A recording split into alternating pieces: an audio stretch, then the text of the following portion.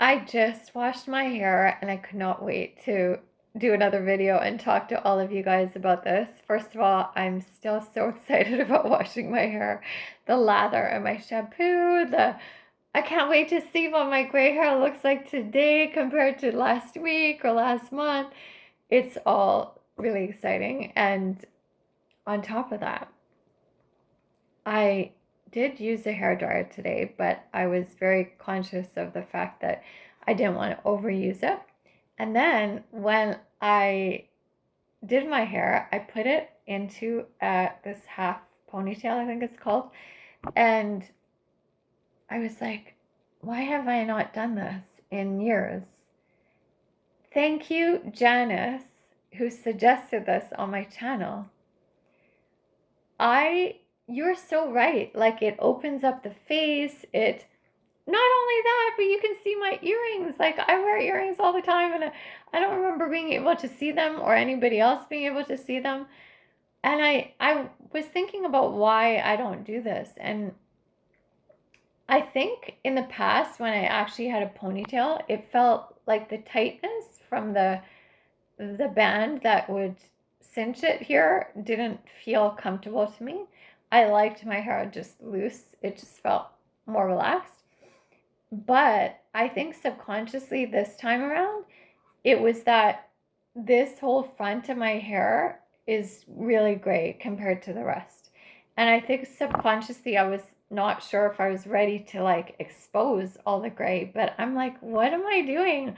I am on my gray hair journey. Of course I should just expose it, because the rest of my hair is gonna end up being, at least if not speckled with gray, all gray, and it's all going to be growing out soon. So why don't I do this now? So thank you so much for the suggestion.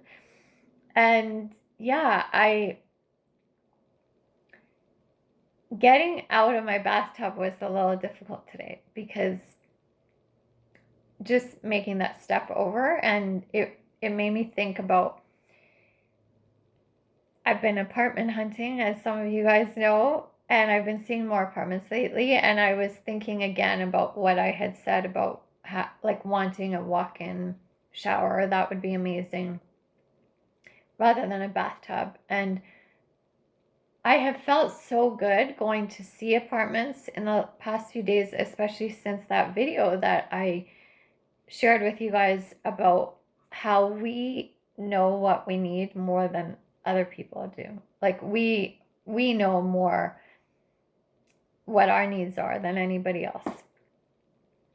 And speaking my needs out loud about the apartment really helped me solidify what it was that I was looking for. And I didn't need to be specific to the detail, but the general like necessities or preferences really made a big difference. Because then I in the past few days, I went to an apartment that was beautiful inside, so crazy affordable, 2 months free rent for the first 2 months, like amazing.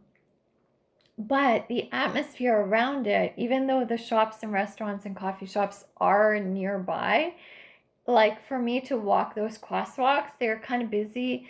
The area around is a little bit more like a low income area, and the people are struggling around that area, and it was sad for me to see. And I felt like this won't inspire me. It's not that I don't have compassion for that, the people, or I'm not even being judgmental of them, but I said this in one of my previous videos, I don't need a place to hold a lot of stuff of mine, because I don't want to accumulate a lot of stuff again. But I want a place that can hold me. And what I felt about this apartment was that maybe the apartment itself could hold me, and I would feel so great being able to pay that kind of rent. And, I'd feel like the universe was giving back money to me rather than me having to give it. But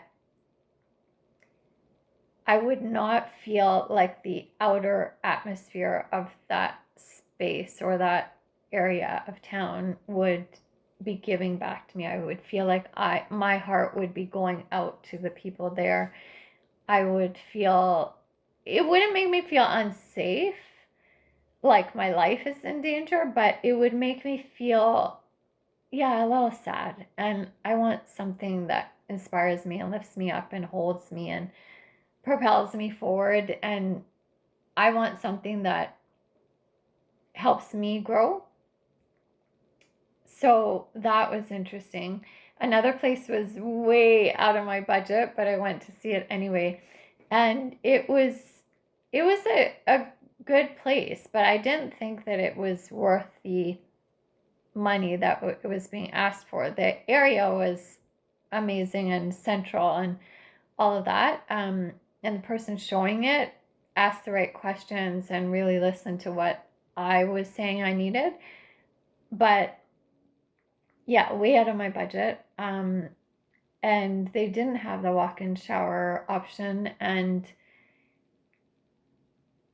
I just felt so good. Like I could like say no to this, yes to that, no to that. Like I knew what I wanted. Still having space for being open to something that I didn't think about, but also being very aware of like, no, next, thank you, next, as Britney Spears would sing.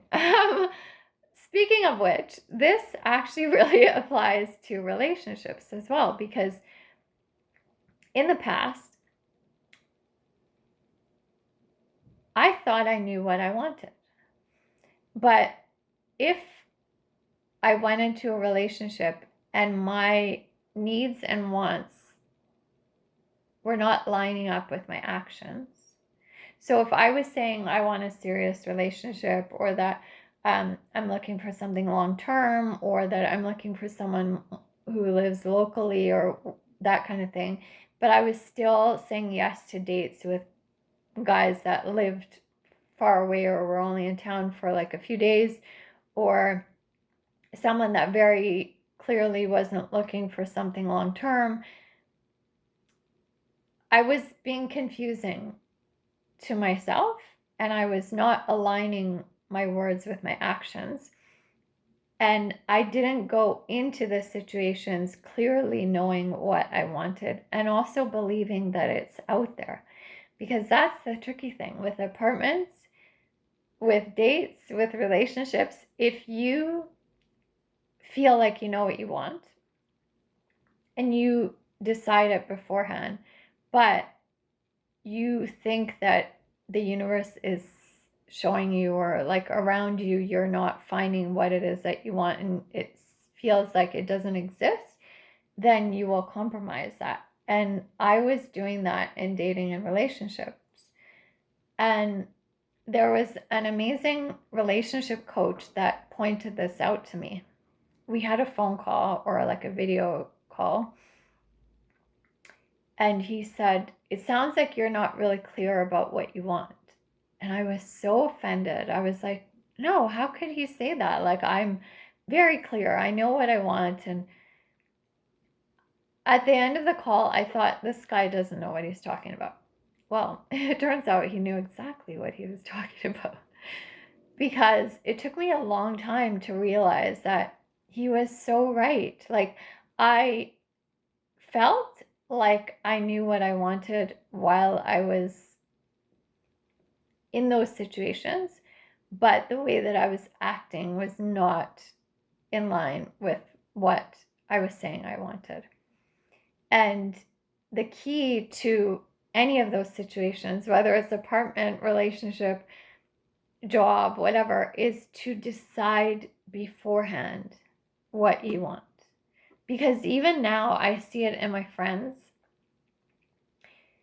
where they'll say that they want this kind of relationship, and then they get into these situationships and they say, well, I'm seeing where it's going to go. But that is another version of like, you haven't decided beforehand what you want, and you haven't decided that it exists, and you're letting go of the things that you really want and desire. And I don't want to do that in my apartment situation or in my dating and relationship life. And I realize like it's so important to be clear about it beforehand. This doesn't mean that you don't open up to other, like, the general base of it is already decided. Like, you decide what it is that you want in the base. And then there are things that might come up. Like, maybe you think that you don't want to be with someone that's been married before or has kids, but then you meet an amazing person that has all the other things that you're looking for and makes you feel good, and they happen to have kids. Maybe they're older and they don't live with them, or whatever the situation is, but it's something that you might reconsider. But the base of what you want, like the consistency or the reliability, or someone that's looking to grow something and build on something, is still there. And this was a big lesson for me to learn. It's been a really big lesson for me, and strangely enough, apartment hunting has given me practice in doing this. And I can see how I can use this in my next dates, or my next, I don't want to say partner hunting, but it's not a hunt, but do you know what I mean? Like, they're very related, not because apartments and relationships are related, but the idea of knowing before you go out there what it is that you want, because then you can clearly say no to what doesn't line up with what you're looking for, and you open up to what it is that you're really looking for. Yeah, I think it has a lot to do with how the situation makes you feel, because you could say that you want a partner or an apartment that has certain things. Like, maybe the apartment is, if you're being really specific, like it's on this street, or it's on this, it's with this particular company or whatever. Like, if you get really specific, that kind of makes it tough to really find out what it is at the core of what it is that you really need. But I find that opening, like keeping it open enough, but still really in line with what you want.